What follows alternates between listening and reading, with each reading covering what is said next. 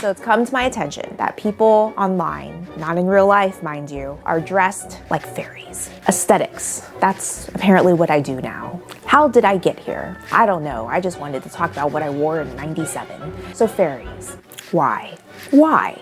Why? That's a question we're gonna answer on this channel with me, Teresa. This is Fairycore. But first off, before we begin, yeah, that's what I'm talking about.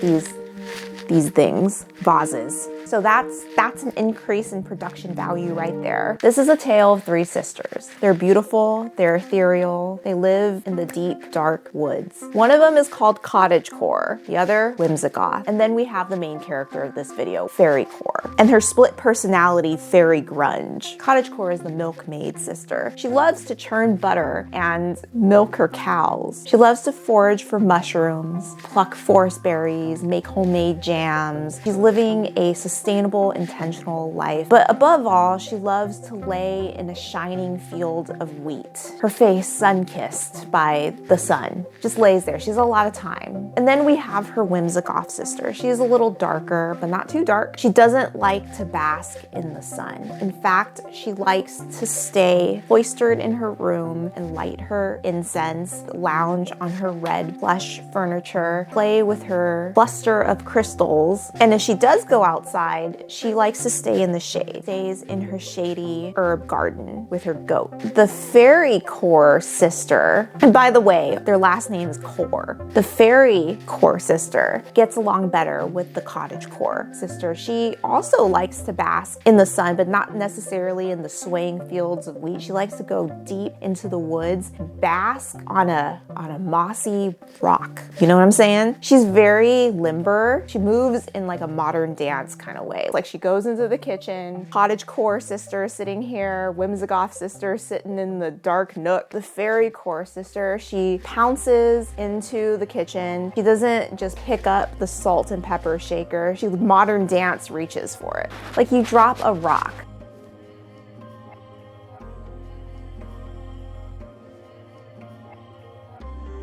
A rock. She has a lot of diaphanous, flowy, sheer material on her person, so hello sisters. Hello. She moves like a butterfly and she stings like a bee. If there's a piece of sourdough bread that the Cottagecore sister has left out on the table with some freshly churned butter, instead of just taking it like a normal person and eating it, she would that's what she would do.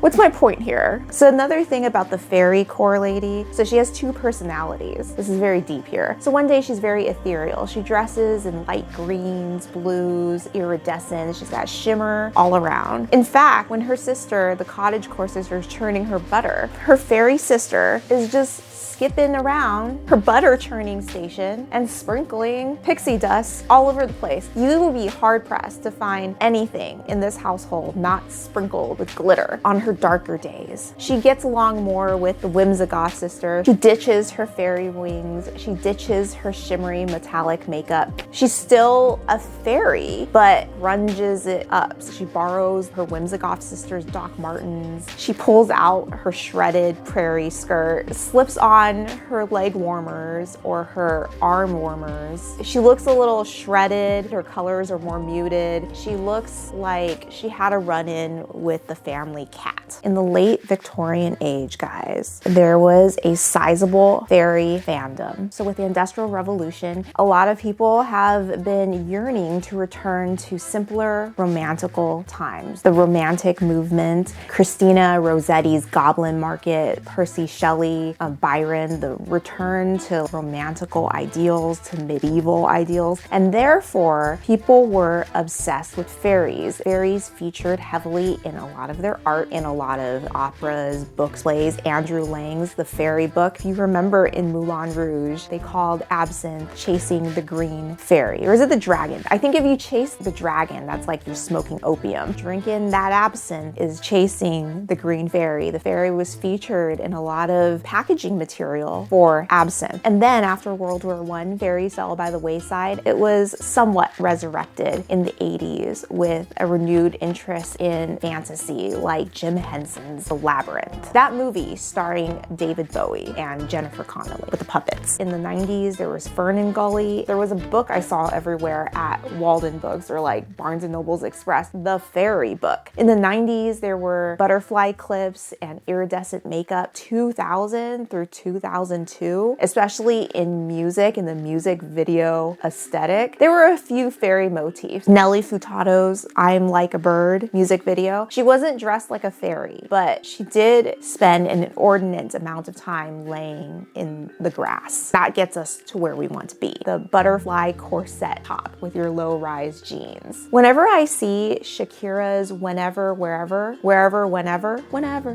Wherever music video, I think about fairy grunge. Can you see it? And then the ultimate in the early 2000s fairy look, and it needs no introduction. This music video, come my lady, come my lady, you're my butterfly, sugar baby. I don't even know what this music video is called. What the hell is this music video? It's called Butterfly, just Butterfly by Crazy Town. That's what I think about. I think about that guy and that band in the forest calling all these ladies butterflies. So think about that next time you want to dress up like a fairy. You know, this song is extremely catchy. I have it in my head right now and I can't get it out. Come my lady, come my lady, come my lady, come my lady. You're my butterfly, sugar baby. So what do you need to be an ethereal fairy? We're gonna embrace a Renaissance fair look. Flowy, fluttery sleeves. And the materials that you want on your body is sheer and gauzy, translucent, iridescent scarves. So we have a dress off the shoulder. You can even go, and dare I say this, I never recommend this for anybody, but you can go for a cold shoulder. Off the shoulder, you wanna show your shoulders here. Of course, you would have a corset binding this all together. Pastel corset, a sage green corset with intricate floral details. Your dress is long. The skirt is comprised of a million scarves, 100 shimmery, sheer, translucent scarves. It gives you ease of movement. You're flitting around in the woods. You would find a giant boulder covered in moss. That's important here, the moss. The boulder is next to a babbling brook. There's a forest canopy all around you. There's a waterfall. Even though it's during the day, there's stars. You see this rock with the moss, and your fairy brain is thinking, hot damn, I want to bask on this rock like a lizard. You kind of stretch out on it gracefully. Pull your leg up, and you kind of,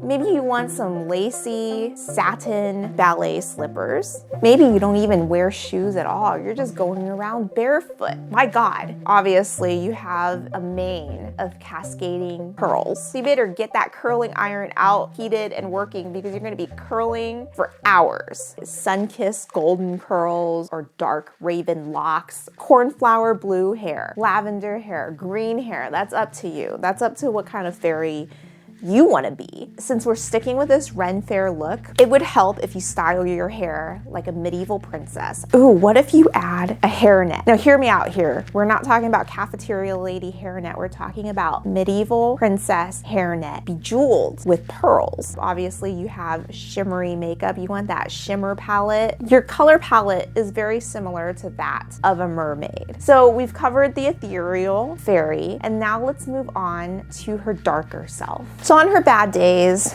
assuming it's a colder day, she gets a little edgy and she decides that she wants to lair. So the ethereal fairy is really a summertime fairy. You have your gauzy shawls, your gauzy dresses. That isn't going to keep you warm from the cold. So what you want to do is layer. Layer a Henley shirt with a corset, rip tights with a black tutu skirt, leg warmers, arm warmers, frayed cardigans, prairie dresses that are a little frayed at the end, frayed and distressed, cardigans with premeditated holes. With grunge, you want to look like your clothes have been worn. You don't want to look pretentious like you went out to the store and bought a brand new sweater. You want to project the image that you don't care about clothes. You worn this sweater like a second skin for 3 years, and frankly, it needs to be laundered, but you don't care about that. You haven't washed your hair in a month, so it's a little greasy, and the grease helps you shape the hair. You style it into a double spiky bun. You have your choker necklace. You have your frayed cardigan or a frayed earth tone Henley, and you pair that with a long early 2000s cargo skirt.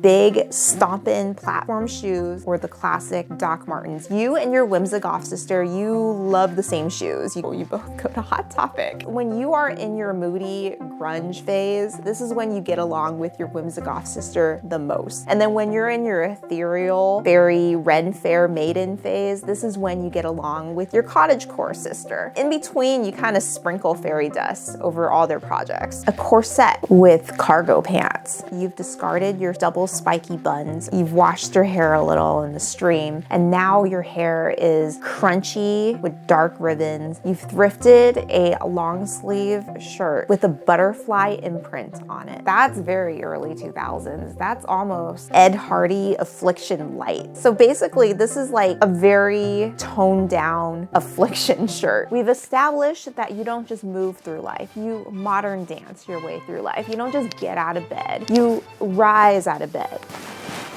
This is how you get out of bed. And then you kind of pirouette your way to the bathroom. You don't just brush your hair. You take a brush and you just can't help it. There's a ethereal rhythm moving through your long, graceful limbs. To be honest, you're kind of getting on the nerves of your Cottagecore and Whimsigoth sisters. I mean, they just move about like regular people, but you're flitting and you're fluttering. Fluttering and flitting. You're getting in their way. Your Cottagecore sister has a lot of DIY activities to do. She's very busy. She's cross-stitching. She's like a hunter-gatherer. She's gathering little robin's eggs and cracking them into little omelets, feeding the both of you. And the Whimsigoth sister, she's a little cranky. She's free-spirited, but she's cranky. She's busy playing with her crystals. She's got a lot on her mind. But you're a wood sprite. You're an air sprite. You're dancing your way through life. You're sprinkling your pixie dust all over them. You're like a glitter bomb. You're the glitter bomb in their lives, and they just want you to take a break. Get your glitter out of their hair. They're both doing their own thing. You're totally ignored. So you just lounge your way into the woods. You find a mossy rock. Ah, I shall bask on it. So you get on the rock. There's new age music playing in your head, and then you see underneath the canopy of an old oak tree, you see a cluster of toadstool mushrooms, and then you pluck them up and you eat them. I mean, they're not dangerous for you because you're a whole family of sisters who forage for mushrooms. You have a big book of herbal illustrations of mushrooms, and you know which mushrooms are deadly and which ones are not, and these are not deadly. You take them because they make you feel good, and then when you wake up, suddenly in the distance, there's a shining castle, like the kind at the beginning of Beauty and the Beast. And then you wander to the castle, and it's filled with fairy folk, and they are dressed to the nines, here to attend a night court at a fairy ball. Everyone is graceful and ethereal, and everybody moves around as if they're a company of modern dancers. And then you see him, the fairy prince. Let me tell you what this guy looks like. He is tall and he's slender. He has long, luxurious, white blonde hair and a sharp, trapezoidal jaw. He's like the anime version of Timothée Chalamet. His name is Rhysand. He spies you across the night court, and he's immediately taken by your outfit. He's liking what he sees. He's bewitched. You've bewitched him. You've bewitched him, body and soul. He glides across the night court. He offers you his hand. And then he offers you a rose. And with this rose, he says the words that will make you fall in love. Come, my lady. Come, my lady. Come, my lady. Come, my lady. You're my butterfly, sugar, baby. Fairycore. What can I say about it? I think I've said enough. And now I think it is time to go. If you enjoyed this video, give it a thumbs up. Don't forget to subscribe, and I'll see you next time.